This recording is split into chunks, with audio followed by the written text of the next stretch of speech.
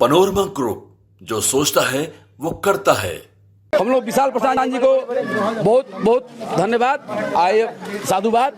चलिए फिर से एक बार जुड़ते हैं विशाल जी से थोड़ा सा, और दो चार सवाल हैं सर विशाल जी मेरे। आप 900 करोड़ की चर्चा, बड़ी चर्चा है, हर बच्चे के जुबान पर 900 करोड़ की चर्चा है, लेकिन आपके विरोधी कह रहे हैं कि विधायक का फंड तो कुछ ही करोड़ होता है, 900 करोड़ कहाँ से लाए विशाल जी? झूठ बोल रहे हैं क्या? देखिए, मैं ये आपको बता रहा हूँ कि विधायक का फंड 4 करोड़ रुपए होते हैं, ठीक है। लेकिन मेरे जो माननीय सांसद लोग हैं, जो पुराने सांसद रहे हैं, कुछ CSR फंड्स हो गए, कुछ MLC के फंड होंगे, MLC साहब लोग के फंड हो गए, जिसमें सबसे ज्यादा मुझे मदद करने की जो कार्य किया है प्रमोद कुमार चंद्रवंशी सर ने अपना 1 करोड़ का फंड दिया है। प्रमोद चंद्रवंशी ने जी, उन्होंने फंड दिए हैं। CSR कॉर्पोरेट सोशल रेस्पॉन्सिबिलिटीज के तहत बहुत सारी कंपनीज जो है, हमारे मोदी जी ने योजना बनाई है कि कोई भी टर्नओवर अगर इतना करता है तो उनको 1% की चीजों का CSR देना होता है। वो CSR फंड्स को हम लोगों ने यूटिलाइज किया और लगभग 9 करोड़ रुपए निधि फंड, अच्छा निधि फंड जिसको मुख्यमंत्री समग्र योजना भी कहते हैं। अच्छा, तो उसके तहत भी ये कार्य कराए गए। बाद में बाकी जो है RWD, PWD, water resource department, PHED, इन सारे डिपार्टमेंट में जो भी योजनाएं गवर्नमेंट की बनी हुई थी, उन योजनाओं को हमने सूचीबद्ध तरीके से माननीय मंत्री महोदय सब लोगों से लेके उसका क्रियान्वयन कराया। यहाँ हर ब्लॉक में ब्लॉक बिल्डिंग्स बने, हर डिपार्टमेंट से पैसे आए हैं। ये मेरा अकेले का नहीं है कि मैं कोई कहीं अपनी जेब से लेके आ रहा हूँ, ये हर जनप्रतिनिधि को करना चाहिए।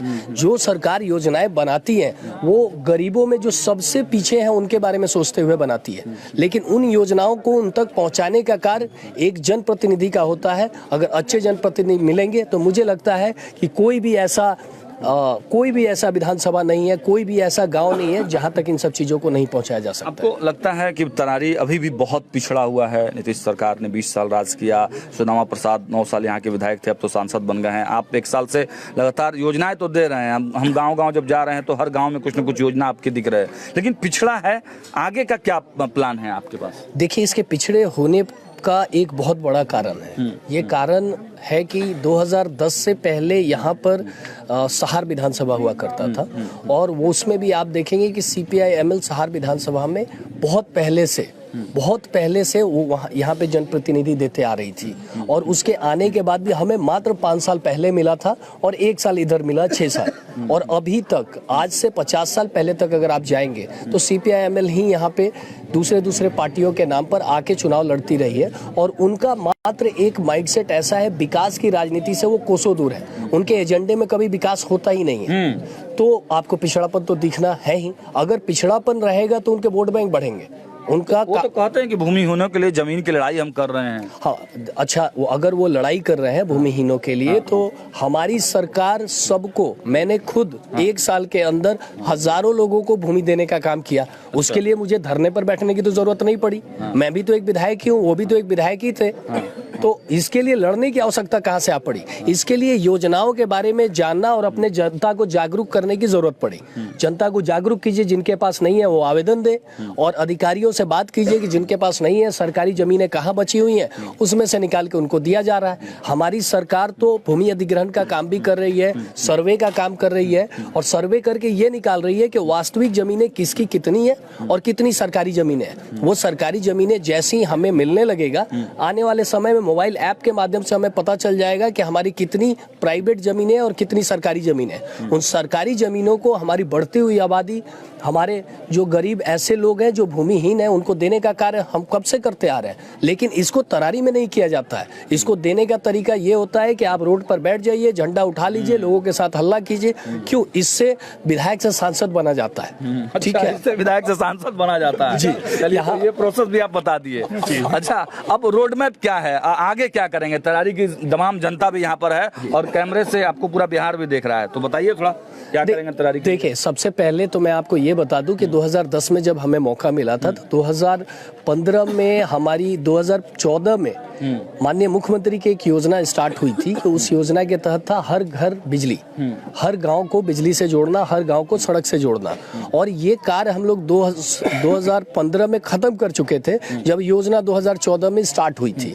आज 2022 में माननीय मुख्यमंत्री ने इस चीज का घोषणा किया कि पूरे बिहार में बिजली हर गांव से जुड़ चुकी है और सबसे ज्यादा 22 घंटे बिजली पूरे स्टेट में मिला लीजिए तो हम बिहार वाले ही दे रहे हैं। ठीक है, हमें बदनाम किया जाता है कि हमारा बिहार गरीब राज्य है, बिजली के और पावर सेक्टर में हम लोग बहुत आगे हैं।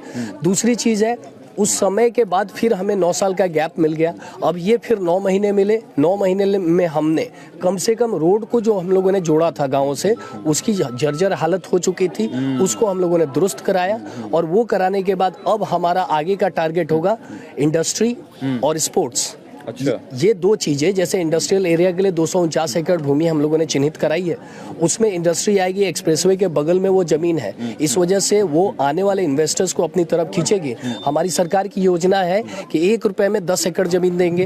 हमारी सरकार की योजना है कि मुफ्त बिजली देंगे। हमारी सरकार की योजना है कि जीएसटी में दिया गया SGST जो है, जो स्टेट GST टैक्स है, उसमें उनको माफी दी जाएगी 14 सालों तक, जब तक कि वो स्टेबल ना हो जाए।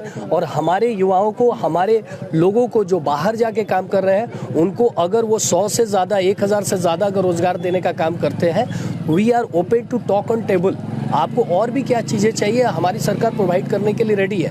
ये इससे अच्छा इंडस्ट्री प्लान हो ही नहीं सकता है। और मुझे लगता है आने वाले समय में अगर इंडस्ट्रीज आती है तो लोगों को रोजगार की भरमार मिलने वाली है। लेकिन प्रशांत जी, तेजस्वी यादव कह रहे हैं कि हम हर घर को नौकरी देंगे, उनको क्या जवाब दीजिएगा?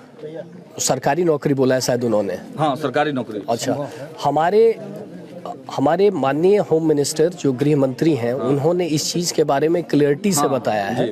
उन्होंने बताया ये है कि हमारे इस साल का बिहार का बजट, जो कि अभी तक का सबसे ज्यादा बजट था, वो 3,06,000 करोड़ का था। अगर हम हर घर से एक आदमी को सरकारी नौकरी देते हैं तो सैलरी देने के लिए, मात्र उनकी सैलरी देने के लिए हमें 12 लाख करोड़ रुपए की जरूरत है। तो मुझे जी, तो 12 लाख करोड़ रुपए का। तेजस्वी यादव यही नहीं रुकते हैं ना, कल फिर वो घोषणा कर देते हैं कि जीविका सीएम दीदियों को 30,000 रुपए, तमाम जो संविदा कर्मी हैं उनको परमानेंट कर देंगे। तो देखिए, हमारा ये कहना है कि कुर्सी के लिए अगर उनको किसी भी तरीके से पहुंचना है, तो जो भी जनता को लॉलीपॉप देना चाहते हैं, उसमें तो कोई पीछे है नहीं। वो तो आप भाषण दे सकते हैं, आप तो किसी पद पे है नहीं, आप तो कुछ भी बोल सकते हैं। लेकिन आपको कुछ भी बोलने से पहले आपको ये पता होना चाहिए कि बिहार के लोगों के पास बुद्धि और समझदारी सबसे ज्यादा है। वो हिसाब किताब करके और आपको बताएंगे कि आप ये जो देने जा रहे हैं, आपके पास ना केंद्र का सहयोग है, ना आपको किसी और का सहयोग है। आप अपने बलबूते पर अगर 12 लाख करोड़ का बजट बना सकते हैं तो वो एजेंडा पेश करें कि कैसे वो 12 लाख करोड़ का बजट बनाए। तेजस्वी यादव से पूछेंगे हम लोग। फिलहाल तेजस्वी यादव को मुख्यमंत्री जो है पद के दावेदार के रूप में माना जा रहा था, लेकिन कांग्रेस ने भी इसको स्वीकार कर लिया है। बधाई देंगे तेजस्वी जी को। कांग्रेस ने मान लिया है फाइनली कि भाई ये हमारे सीएम कैंडिडेट तेजस्वी जी हैं। ये देखिए, वो लोग बहुत बड़े बड़े लोग हैं और बहुत ही आपस में बैठ के एंजॉय करते हैं। और मुझे लगता है ऐसे जोक्स बहुत अच्छे लगते होंगे उन लोगों के आपस में। अच्छा। ठीक है, हम लोग अपने विकास की राह पर चल पड़े और हमें कोई और दिखाई नहीं दे रहा है, या वैकेंसी नहीं है। वैकेंसी नहीं है। मुझे तो मुकेश सहनी कह रहे हैं कि हम डिप्टी सीएम बनेंगे, घोषणा भी करवा लिए कांग्रेस से मोरिया होटल में। नहीं, मुकेश सहनी जी तो पहले से ही बोल रहे थे मुझे इतनी सीटें चाहिए, मुझे ये सारी चीजें चाहिए। अब पता नहीं कैसे उनको एडजस्ट किया गया है और पता नहीं आने के बाद उनका कितनी सीटें ला रहे हैं। ये तो आगे का जो राजनीतिक समीकरण है वो उनको बताएगा। अभी हमारा काम, हमारे एनडीए का काम मात्र ये है कि जो 5 साल हमने जनता की सेवा की है, हर एजेंडे पर मुहर लगाया है, बिजली फ्री किया है, आपको 400 से 1100 पेंशन किया है, जीविका दीदियों के लिए रोजगार गारंटी योजना लेके आए हैं। तो इन सब चीजों के लिए जो हमने वर्क किया है, उस वर्क को अब हम जनता के बीच जाके एंजॉय कर रहे हैं, जो उनका आशीर्वाद मिल रहा है। मुझे लगता है कि वो आगे आने वाले 14 तारीख को आपको पता चलेगा कि सिर्फ और सिर्फ विकास का जन्म होने जा रहा है। अंतिम सवाल है मेरा, आपके पिताजी हैं सुनील पांडे, बहुत क्षेत्र में नाम है। जनता से जब हम लोगों ने सवाल पूछा तो जनता ने क्या कहा वो भी हम बताएंगे आपको, लेकिन आपका क्या रिएक्शन है? लोग बाहुबली के नाम से संबोधित करते हैं कि सुनील पांडे दबंग हैं, बाहुबली हैं, क्या कहेंगे आप? यहाँ पे जितने लोग भी मौजूद हैं, आप ये ये छोटा सा गांव है, यहाँ कितना प्यार करते हैं लोग, उनसे आप पूछ लीजिए।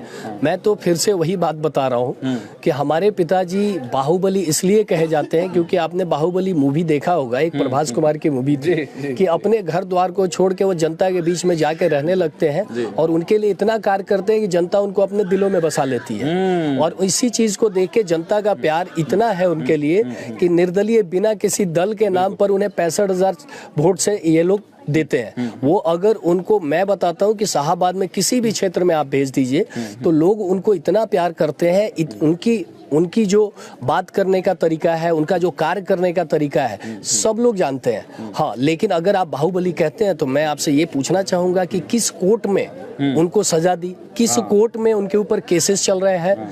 ये उस टाइम के केसेस थे जब जंगल राज था। उस टाइम एक जनप्रतिनिधि, एक नेता अगर कोई आवाज बुलंद करता है तो उनको अधिकारियों के माध्यम से जेल भेज दिया जाता है, अधिकारियों के माध्यम से उनका घर तोड़ दिया जाता था।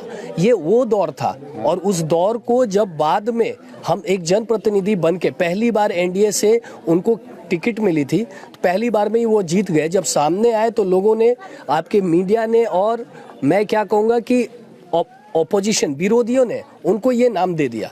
सबसे पहला नाम उनको ऐसे दिया गया और वही अभी तक चलता आ रहा है। आज जनता क्या कहती है आप सुनेंगे। जनता ने साफ कहा है कि सुनील पांडे बाहुबली हैं, लेकिन वो विकास के बाहुबली हैं। विकास पुरुष है सुनील पांडे, और केवल सुनील पांडे ही नहीं बल्कि विशाल प्रशांत भी विकास पुरुष हैं। तो देखिए, ग्राउंड जीरो पर हमारी मौजूदगी है और तमाम जनता जनार्दन का सभा लगा हुआ है। विशाल प्रशांत गांव गांव घूम रहे हैं और जबरदस्त का माहौल है। क्या लग रहा है, कौन निकल रहा है?